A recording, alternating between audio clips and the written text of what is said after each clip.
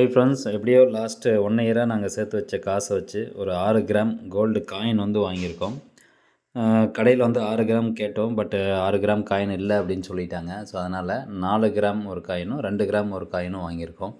இந்த 4 கிராம் நான் சேர்த்து வச்ச காசுலேருந்து வாங்கினது, இந்த 2 கிராம் ஒய்ஃப் எப்படியோ கஷ்டப்பட்டு சேர்த்து வச்ச காசுலேருந்து வாங்கியிருக்கோம்.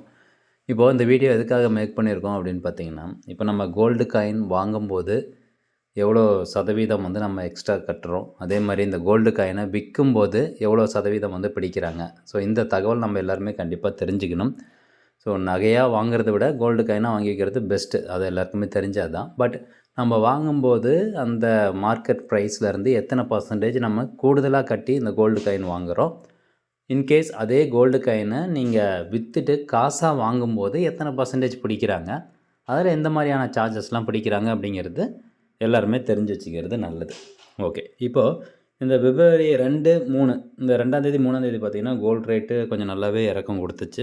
ஸோ அதனால் இந்த சமயத்தில் நாங்கள் வாங்கினோம். பட் 4ஆம் தேதியிலேருந்து, அதாவது இன்னிலேருந்து பார்த்திங்கன்னா கோல்டு ரேட் மறுபடியும் ஏறிடுச்சு. ஸோ நாங்கள் எந்த கடையில் கோல்டு காயின் வாங்கினோம்னா ஜிஆர்டி ஜுவல்லர்ஸ், அங்கே தான் வாங்கினோம். லலிதா ஜுவல்லர் எல்லாத்துலேயும் மேக்ஸிமம் இதே தான். தங்கமயில் ஜுவல்லரிலையும் கோல்டு காயினை பொறுத்த வரைக்கும் மேக்ஸிமம் எல்லா பக்கமும் ஒரே மாதிரி தான் இருக்கும். பட் தனிஷ்கில் மட்டும் கொஞ்சம் அந்த மேக்கிங் சார்ஜஸ் பர்சன்டேஜ் கொஞ்சம் அதிகமாக இருக்குது. ஸோ இந்த கோல்டு காயின் வந்து நீங்கள் காசு ரவுண்ட் டைப்லேயும் வாங்கலாம், ஸ்கொயர் டைப்லேயும் வாங்கலாம். இப்போ நீங்கள் வந்து ஒரு சேவிங்ஸ்க்காக கோல்டு காயின் வாங்குறீங்க அப்படின்னா ரவுண்ட் டைப் ப்ரிப்பேர் பண்ணுங்கள். ரவுண்ட் டைப்பில் உங்களுக்கு மேக்கிங் சார்ஜஸ் பர்சன்டேஜ் கம்மியாக இருக்கும். இதுவே நீங்கள் டிசைனாக ஸ்கொயர் டைப்பில் வாங்குறீங்க அப்படின்னா, அதாவது பிஸ்கட் டைப்பில் நீங்கள் ஒரு கோல்டு காயின் வாங்குறீங்க அப்படிங்கும்போது அதுக்கான மேக்கிங் சார்ஜஸ் அதிகமாக இருக்கும். அதே மாதிரி கோல்டு காயினை பொறுத்த வரைக்கும் நீங்கள் 22 கேரட் கோல்டில் வாங்குறது பெஸ்ட்டாக, அல்லது பியூரிட்டி நான் சொல்கிறது 24 கேரட் பியூரிட்டியில் வாங்குறது பெஸ்ட்டாக அப்படின்னு கேட்டிங்கன்னா, என்னை பொறுத்த வரைக்கும் 22 கேரட் பியூரிட்டியில் வாங்குறது தான் பெஸ்ட்டு.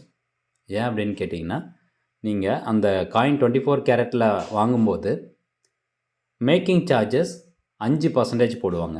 அதுவே 22 கேரட் கோல்டு காயின் வாங்கிங்கன்னா மேக்கிங் சார்ஜஸ் உங்களுக்கு 2% தான். ஸோ அப்போ உங்களுக்கு 3% சேவ் ஆகுது.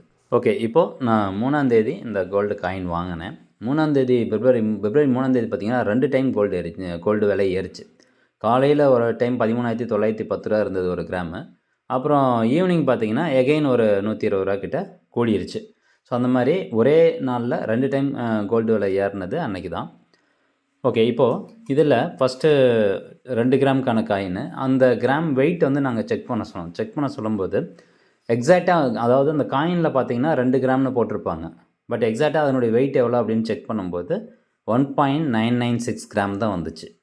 அதே மாதிரி 4 கிராம் காயின்லேயும் பார்த்திங்கன்னா அதில் காயினில் 4 கிராம்னு பிரிண்ட் பண்ணியிருந்தாங்க.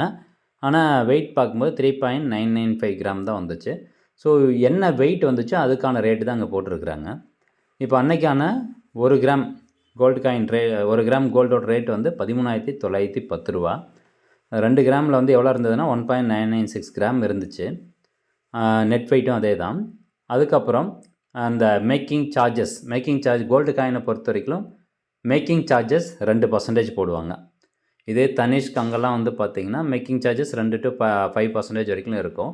நீங்கள் பிஸ்கட் டைப்பில் எடுத்திங்கன்னா அது 5% மேக்கிங் சார்ஜஸ்ஸு. அதே மாதிரி நீங்கள் 24 கேரட் கோல்டில் வாங்கினாலும், கோல்டு காயின் 24 கேரட்டில் கோல்டு காயினாக வாங்கினீங்கனாலும் உங்களுக்கு 5% மேக்கிங் சார்ஜஸ். ஓகே, இப்போது மேக்கிங் சார்ஜஸ் இந்த 1.996 இன்ட்டு 13,910 ரூபா போட்டாங்கன்னா ஒரு அமௌண்ட் வரும். அந்த அமௌண்ட்டில் 2% வந்து மேக்கிங் சார்ஜஸ். அப்போ மொத்தமாக இந்த 1.996 கிராமுக்கு எவ்வளோன்னு பார்த்தீங்கன்னா ஜிஎஸ்டி இல்லாமல் 28,321 ரூபா வந்துச்சு. அதுக்கப்புறம் 4 கிராம் காயின், அதாவது 3.995 கிராம் தான் இருந்துச்சு. ஸோ அதுக்கு மேக்கிங் சார்ஜஸ் 2% போடும்போது எனக்கு 1,112 ரூபா 80 பைசா வந்துச்சு. அப்போ இந்த 4 கிராம் காயினுக்கான ரேட்டு பார்த்திங்கன்னா 56,683 ரூபா, மொத்தமாக 85,004 ரூபா வந்துச்சு. நெக்ஸ்ட் இந்த கோல்டு காயினுக்கு ஜிஎஸ்டி பர்சன்டேஜ் எவ்வளோ அப்படின்னு பார்த்தீங்கன்னா, state and central government GST percentage ரெண்டுமே 1.5. மொத்தமாக ஜிஎஸ்டின்னு எடுத்துக்கிட்டிங்கன்னா கோல்டு காயினுக்கு 3% ஜிஎஸ்டி.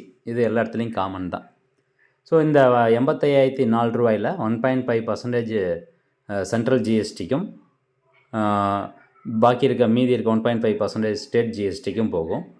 அப்போது இந்த 85,004 ரூபாய்க்கு ஜிஎஸ்டி இன்க்ளூட் பண்ணால் டோட்டலாக அமௌண்ட் வந்து 87,554 ரூபா வருது. ஸோ நாங்கள் வாங்கின அந்த 6 கிராம் சொல்ல முடியாது, 5.991 கிராமுக்கான ரேட் எவ்வளோ அப்படின்னு பார்த்தீங்கன்னா 87,554 ரூபா. 1 கிராம் அன்னைக்கு ப்ரைஸ் வந்து 13,910 ரூபா இருந்துச்சு. ஸோ இப்போ நீங்கள் கோல்டு காயின் வாங்க போகிறீங்க அப்படின்னா காயினாக வாங்குறது பெஸ்ட்டு. 2வது 22 கேரட் கோல்டாக வாங்குறது பெஸ்ட்டு அப்படின்னு தெரிஞ்சுக்கணும். இதில் ஹால்மார்க்கிங் சார்ஜஸ் ஆர்டிக்கல், அதாவது கோல்டு ஆர்டிக்கலுக்கு வந்து ஹால்மார்க்கிங் சார்ஜஸ் 45 ரூபா ஆட் பண்ணுவாங்க. பட் இது வந்து கோல்டு காயின். இது வித் எஃபெக்டிவ் ஃப்ரம் 4 மார்ச் 2022 இது அமலுக்கு வந்துருக்குது. சரி, இது வாங்கும்போது நம்ம கவனிக்க வேண்டிய விஷயம் என்னங்கிறத பார்த்தாச்சு. இப்போது நான் அந்த கோல்டு காயினை விற்கிறேன் அப்படின்னா மேக்ஸிமம் நீங்கள் கோல்டு காயின் விற்றுட்டு காசாக வாங்க போகிறீங்க அப்படிங்கிற பட்சத்தில் நீங்கள் எந்த ஜுவல்லரி ஷாப்பில் அந்த கோல்டு காயின் வாங்கினீங்களோ அதே ஜுவல்லரி ஷாப்பில் கொண்டு போய் கொடுத்தா மட்டும்தான் காசாக கொடுப்பாங்க. மேக்ஸிமம் அப்படி தான் நடக்குது. வேறு எதுனா ஒரு ஜுவல்லரி ஷாப்பில் கொண்டு போய் கொடுத்தீங்கன்னா அவங்க அதுக்கு பதிலாக கோல்டாக தான் கொடுப்பாங்க, ஜுவல்லரியாக தான் வாங்க சொல்லுவாங்க.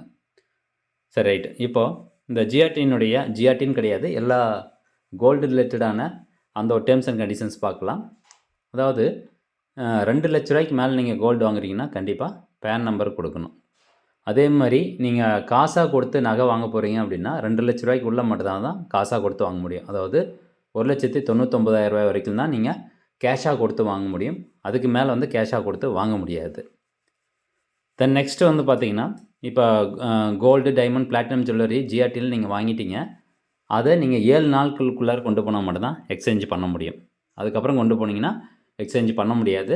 அதே மாதிரி கேஷ் எல்லாம் உங்களுக்கு திருப்பி கொடுக்க மாட்டாங்க, எக்ஸ்சேஞ்ச் மட்டும் பண்ணுவாங்க. அதுவும் பார்த்திங்கன்னா 7 நாளுக்குள்ளே கொண்டு போகணும். வெள்ளி வாங்குறீங்க ஜிஆர்டியில், அதை கொண்டு போய் எக்ஸ்சேஞ்ச் பண்ணணும்னா பண்ணித்தர மாட்டாங்க. வெள்ளிக்கு வந்து எக்ஸ்சேஞ்ச் கிடையாது அப்படின்னு சொல்லிட்டாங்க. தென் நெக்ஸ்ட்டு இங்கே பாருங்கள், jewellery from GRT jewellers can be taken on buyback basis subject to production of the original invoice along with photo ID of the customer as per the company policy அப்படின்னு சொல்லிட்டான்.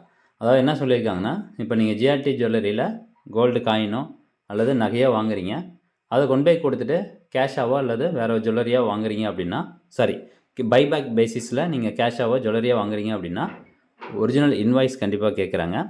அது மட்டும் இல்லாமல் அந்த கஸ்டமர்னுடைய ஃபோட்டோ ஐடி ப்ரூஃப் வந்து கேட்குறாங்க. இது ரெண்டும் கொண்டு போகணும். இப்போ நீங்கள் ஜுவல்லரி கொடுத்துட்டு கேஷாக வாங்குறீங்க அப்படிங்கிற பட்சத்தில் 3% அன்னைக்கான மார்க்கெட் ரேட்லேருந்து குறைச்சிருவாங்க. ஸோ நம்ம ஏற்கனவே கோல்டு காயின் வாங்குகிறோம் அப்படிங்கிற பட்சத்தில் 3% ஜிஎஸ்டி கட்டியிருக்கிறோம், 2% மேக்கிங் சார்ஜஸ், அப்போ மொத்தம் 5% கட்டியிருக்கிறோம். இப்போது அந்த கோல்டு காயினை திருப்பி கொண்டு போய் கடையில் கொடுத்துட்டு கேஷாக வாங்கும்போது கூடுதலாக 2% அவங்க டிடெக்ட் பண்ணுறாங்க. அப்போது நம்ம வாங்கின மொத்த அமௌண்ட்லேருந்து 7% உங்களுக்கு டிடெக்ட் ஆகும் கோல்டு காயினுக்கு. இப்போது தங்க நகைக்கு வந்து 3% டிடெக்ட் பண்ணுவாங்க. இதே 2% இன் கேஸ் ஆஃப் காயின்ஸ் அப்படின்னு கொடுத்துட்டாங்க. ஸோ கோல்டு காயினை கொடுத்துட்டு கேஷாக வாங்குறீங்கன்னா டோட்டல் எவ்வளோ அமௌண்ட் வருதோ அதில் 2% உங்களுக்கு பிடிச்சிருவாங்க. ஸோ இப்படி தான் இருக்கும். ஸோ கேஷாக வாங்குறீங்க அப்படிங்கிற பட்சத்தில் 2% பிடிச்சிட்டு அன்றைக்கான மார்க்கெட் ரேட்னோ அது கொடுத்துருவாங்க. ஃபார் எக்ஸாம்பிள், நீங்கள் கொண்டு போய் விற்கிறீங்க, அன்றைக்கி வந்து 1 கிராம் 20,000 இருக்குது அப்படின்னா 5 கிராம் விற்கிறீங்கன்னா 1 லட்ச ரூபா. அப்போ 1 லட்ச ரூபாயில் 2% 2,000 பிடிச்சிட்டு மீதி 98,000 உங்களுக்கு கொடுத்துருவாங்க. அதுவும் பார்த்தீங்கன்னா 10,000 ரூபாய்க்கு மேலே போகும்போது உங்களுடைய அக்கௌண்ட்டுக்கு தான் அவங்க டிரான்சாக்ஷன் பண்ணுவாங்க. கையில் கேஷாக வந்து கவுண்ட் பண்ணி தர மாட்டாங்க, அக்கௌண்ட்டுக்கு தான் டிரான்சாக்ஷன் பண்ணுவாங்க.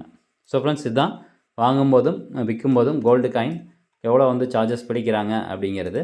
கண்டிப்பாக அந்த தகவல் உங்களுக்கு பயனுள்ளதாக இருக்கும் அப்படின்னு நினைக்கிறேன். மீண்டும் அடுத்த ஒரு நல்ல பதிவில் சந்திக்கலாம். நன்றி, வணக்கம்.